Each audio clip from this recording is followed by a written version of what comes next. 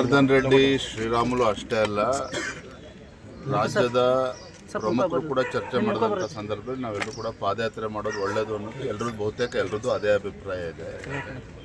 ಆದರೂ ಕೂಡ ವರಿಷ್ಠರ ಜೊತೆ ಚರ್ಚೆ ಮಾಡಿ ತೀರ್ಮಾನವನ್ನು ತೆಗೆದುಕೊಳ್ಬೇಕು.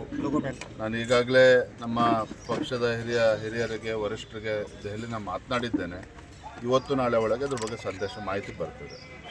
ಆದರೆ 17ನೇ ತಾರೀಕು ಜನಾರ್ದನ್ ರೆಡ್ಡಿ ಅವರಾಗಲಿ, ಶ್ರೀರಾಮುಲು ಆಗಲಿ, ನಮ್ಮ ಪಕ್ಷದೆಲ್ಲ ಹಿರಿಯ ನಾಯಕರುಗಳು ಕೂಡ ಬರ್ತಾ ಇದ್ದಾರೆ. ರಾಜ್ಯ ಮಟ್ಟದ ಒಂದು ಹೋರಾಟ,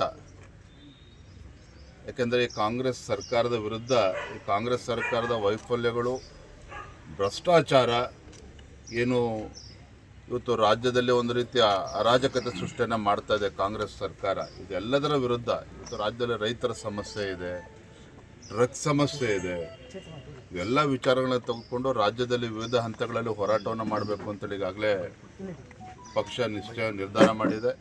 ಹಾಗಾಗಿ ಮೊದಲ ಹಂತದಲ್ಲಿ ಈ ರಾಜ್ಯದಲ್ಲಿ ಕಾನೂನು ಸುವ್ಯವಸ್ಥೆ ಹದಗೆಟ್ಟಿರುವಂಥ ಸಂದರ್ಭದಲ್ಲಿ ಬಳ್ಳಾರಿನಲ್ಲಿ ಬೃಹತ್ ಮಟ್ಟದ ಒಂದು ಹೋರಾಟವನ್ನು 17ನೇ ತಾರೀಕು ನಾವು ಹಮ್ಮಿಕೊಂಡಿದ್ದೇವೆ.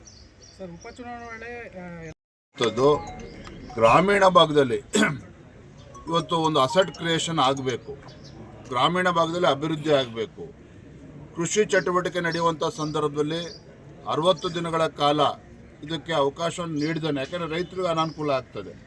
ಆ ಸಂದರ್ಭದಲ್ಲಿ ರೈತಾಪಿ ವರ್ಗಕ್ಕೆ ಅನುಕೂಲ ಆಗಬೇಕು ಅಂತೇಳಿ ಆ ಸಂದರ್ಭದಲ್ಲಿ ರಜೆಯನ್ನು ಕೊಟ್ಟಿದ್ದಾರೆ ವಿನಃ ಹಿಂದೆ ಯಾವ ಪದ್ಧತಿ ಇತ್ತು, ಗ್ರಾಮ ಪಂಚಾಯಿತಿ ಮಟ್ಟದಲ್ಲೇ ತೀರ್ಮಾನಗಳು ಆಗ್ತಾ ಇತ್ತು. ಈಗಲೂ ಕೂಡ ಮುಂದಿನ ದಿನಗಳಲ್ಲೂ ಕೂಡ ಅದೇ ಆಗುವಂಥದ್ದು. ಆದರೆ ಕಾಂಗ್ರೆಸ್ ಪಕ್ಷ ಇವತ್ತು ಸಿದ್ದರಾಮಯ್ಯನವರು, ರಾಹುಲ್ ಗಾಂಧಿಯವರು ಇದನ್ನೇ ಅಪಪ್ರಚಾರ ಮಾಡಿಕೊಂಡು, ಯಾಕೆ ಅಂತ ಹೇಳಿದ್ರೆ ಇವತ್ತು ರಾಜ್ಯದಲ್ಲಿ ಕಾಂಗ್ರೆಸ್ ಬಗ್ಗೆ ಜನರ ವಿಶ್ವಾಸ ಹೊರಟೋಗಿದೆ. ಹಾಗಾಗಿ ಈ ವಿಚಾರ ತೆಗೆದುಕೊಂಡು ಮಹಾತ್ಮ ಗಾಂಧಿಯವರ 2ನೇ ಬಾರಿ ಕೊಲೆಯನ್ನು ಮಾಡುವಂಥ ಕೆಲಸ ಭಾರತೀಯ ಜನತಾ ಪಾರ್ಟಿ ಮಾಡಿದೆ ಅಂತೇಳಿ ಅಪಪ್ರಚಾರ ಮಾಡೋದಕ್ಕೆ ಹೊರಟಿದ್ದಾರೆ. ಇದಕ್ಕೆ ಭಾರತೀಯ ಜನತಾ ಪಾರ್ಟಿ ರಾಜ್ಯದ ಎಲ್ಲ ತಾಲೂಕು ಕೇಂದ್ರಗಳಲ್ಲಿ ಮತ್ತು ಗ್ರಾಮೀಣ ಭಾಗದಲ್ಲೂ ಕೂಡ ಇದನ್ನ ಜಾಗೃತಿ ಮೂಡಿಸುವಂತ ಕೆಲಸ ನಾವು ಮಾಡ್ತೇವೆ. ಬರಂತ ದಿನಗಳಲ್ಲಿ ಕಾಂಗ್ರೆಸ್ ಗೊಂದಲದ ಗೂಡ ಇದೆ. ರಾಹುಲ್ ಗಾಂಧಿ ಅವರು ಸಿಎಂ ಮತ್ತು ಡಿಸಿಎಂ ಪ್ರತ್ಯೇಕ ಹೆಲಿಪ್ಯಾಡ್ ನಲ್ಲಿ ಮಾತಾಡ್ತಿದ್ದಾರೆ. ಇರ್ಲಿ ಪಾಪ, ಅವರು ಆಂತರಿಕ ಕಚ್ಚಾಟ, ಒಬ್ಬರು ಮುಖ್ಯಮಂತ್ರಿ ಕುರ್ಚಿ ಉಳಿಸ್ಕೋಬೇಕು ಅನ್ನುವ ಕಾತರದಲ್ಲಿ ಅವರಿದ್ದಾರೆ. ನನ್ನ ತಾಳ್ಮೆನ ಕೆಣಕಬೇಡಿ, ನಾನು ಮುಖ್ಯಮಂತ್ರಿ ಆಗಬೇಕು ಅಂತ ಉಳಿದವರು ರೆಡಿ ಆಗಿದ್ದಾರೆ. ಇದರ ನಡುವೆ ರಾಜ್ಯದ ಜನ ಇವತ್ತು ಅನುಭವಿಸ್ತಾ ಇದ್ದಾರೆ.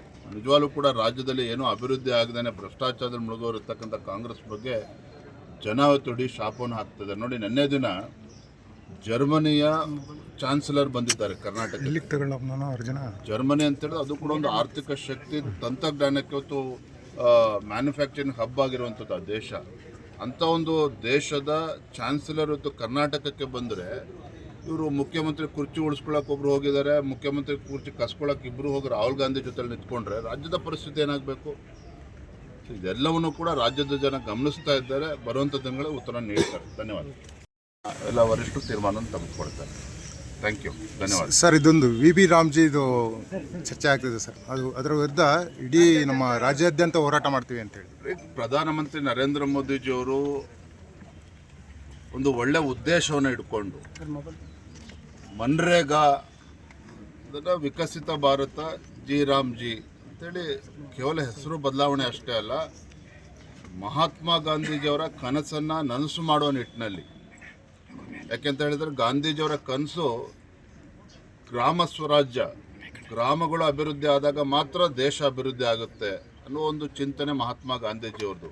ಪ್ರಧಾನಮಂತ್ರಿ ನರೇಂದ್ರ ಮೋದಿಜಿಯವರು ಸಹ ಏನು ಕಳೆದ ಹಲವಾರು ವರ್ಷಗಳಿಂದ 2006ರಲ್ಲಿ ಇವತ್ತೇನು ಮನ್ರೇಗಾ ಅಂತೇಳಿ ಪ್ರಾರಂಭ ಆದಂಥ ಈ ಒಂದು ಯೋಜನೆ ಹಗರಣಗಳು, ಭ್ರಷ್ಟಾಚಾರ, ಆ ಬಡವರಿಗೆ ಹಣ ತಲುಪದೇ ಇರುವಂಥದ್ದು,